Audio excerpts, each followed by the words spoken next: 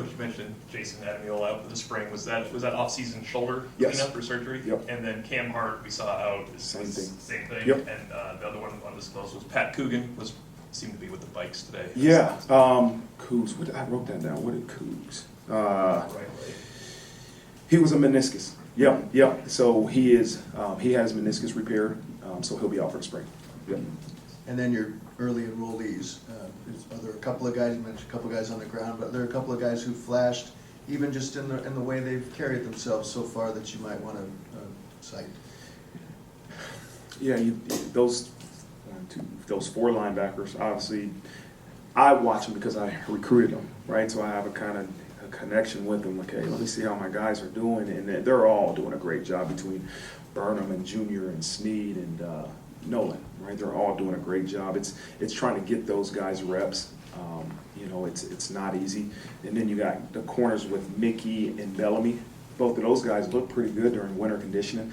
I didn't get a chance. I saw Mickey a couple times today, kind of maybe bat some balls down. I'm trying to get used to the numbers, who's in what number, but and what jersey. But it's been good. It's that those young guys are just.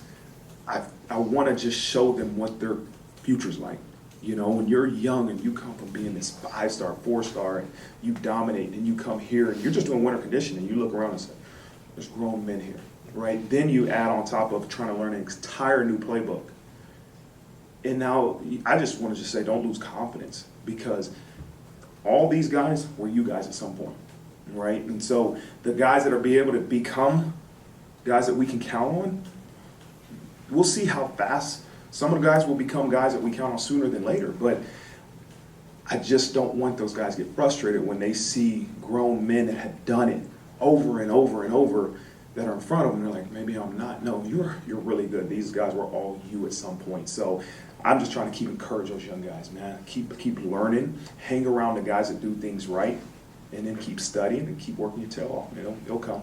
A personal standpoint, Marist practice of the bowl game, you had a half a camp with him last August. Like, where do you feel like he can fit in Al Golden's defense? How versatile can he be? Just like your sort of assessment of where he is on the road back. Yeah, he's a super versatile player. I knew that last year when I was here, and he could play all 3 linebacker positions. He could even play a viper if he needed to. You know, he could have been, last year he was one of our most dominant pass rushers on 3rd down in fall camp, and so he brings an energy. He brings a physical demeanor.